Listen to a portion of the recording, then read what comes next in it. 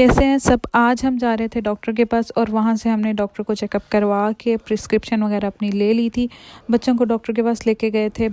तो जनाब उसके बाद हमने अब स्टोरी यहाँ से स्टार्ट होती है कि हम प्रिस्क्रिप्शन ले ली थी और अब हमने लेनी थी मेडिसिन। तो सुबह तक तो हमारे चल रहे थे चिल सीन।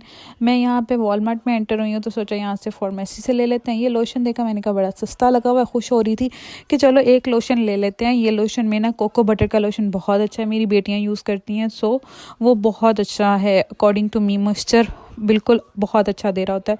तो मैंने कहा चलो ये ले लेते हैं। अच्छा, उसके बाद जनाब मैं ब्रशेस के सेक्शन में आई क्योंकि मेरे दांतों में हो रही सेंसिटिविटी। तो मैं देख रही थी कि कोई ब्रश भी हेल्प कर सकता है सेंसिटिविटी के लिए कि नहीं।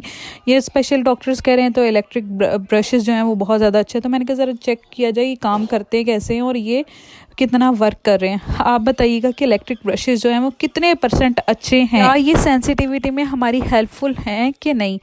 तो जिसे आइडिया है इलेक्ट्रिक ब्रशेस का वो मुझे कमेंट्स में लाजमी बताए।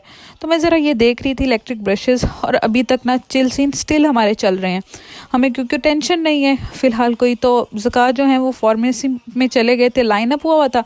तो मैंने कहा ज़रा मैं ना अपने क्लिप्स बना लेती हूँ और एक दो ब्रशेस देख लेती हूँ अपने लिए। तो मैंने अपने क्लिप्स बनाए और ब्रशेस देख के मैं जा रही थी फार्मेसी की। मैं पहुँच गई थी फार्मेसी और लाइन अप था। मैंने कहा चलो अब मैं बैठ जाती हूँ, मैं चिल करती हूँ। सुबह से डॉक्टर के पास जाके और एक दो शॉप पे गए तो मैं थक गई। अब मैं फार्मेसिस्ट के साथ डिस्कशन कर रही हूँ और मैं उसका क्लिप बना रही हूँ और वो मुझे बता रही है कि आपकी बच्ची को ना इससे मेडिसिन से एलर्जी है। तो मैंने कहा अच्छा है, तो इसका जो सब्स्टिट्यूट डॉक्टर ने दिया है तो उसने कहा जो इसमें सॉल्ट है वो हर मेडिसिन में थोड़ा सा ऐड हुआ होता है।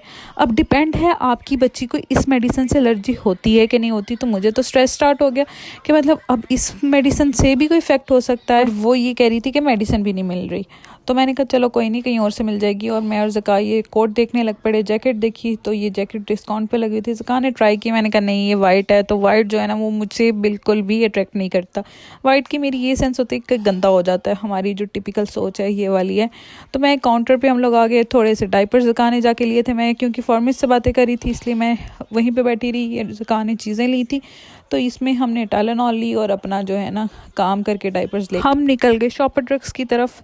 अब हम गए हैं एक शॉपर ड्रग, वहाँ पे जाके हमने कहा है कि चलो मैं ये कॉस्मेटिक देख रही थी और मैंने कहा चलो अब सीधा ना मैंने फार्मेसिस्ट की तरफ जाना है क्योंकि मैं ऑलरेडी बहुत ज़्यादा लेट हो गई हूँ और मेडिसिन हमें मिल नहीं रही। तो ये सॉल्ट का भी इशू है और नीचे उसने पेपर के लिख दिया था कि जो फ़िज़ा है ना वो रिस्पॉन्सिबल है और वो जो है वो इसकी टेक केयर करेगी 24 आवर्स और देखेगी कि सॉल्ट इशू करता है कि नहीं करता।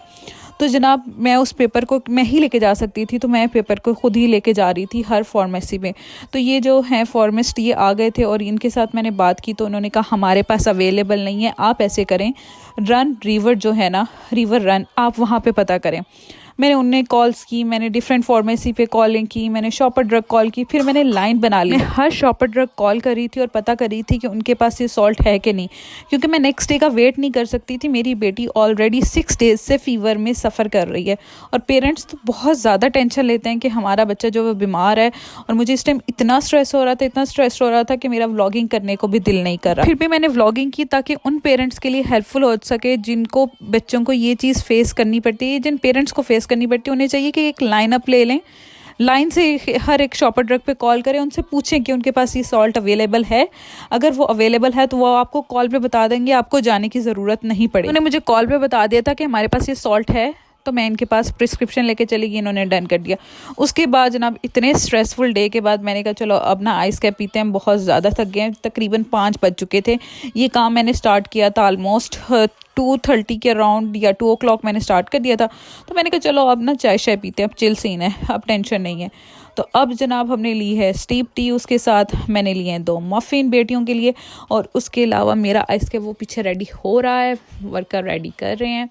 तो नो डाउट यहाँ का आइस कैप बहुत अच्छा होता है बट लिमिट में रह के पीना चाहिए क्योंकि आइस कैप जो है वो मेजर रीज़न है डायबिटीज़ की। Excess of everything is really bad. मैं निकली शॉपर ड्रग की तरफ क्योंकि उन्होंने कहा था 40 मिनट्स के बाद आज का मेडिसिन जो है वो रेडी हो गई होगी। तो मैं शॉपर ड्रग पहुँच गई थी और फिर मैंने ली अपनी मेडिसिन। व्लॉग आपको कैसा लगा लाइक शेयर कमेंट करके बताइए।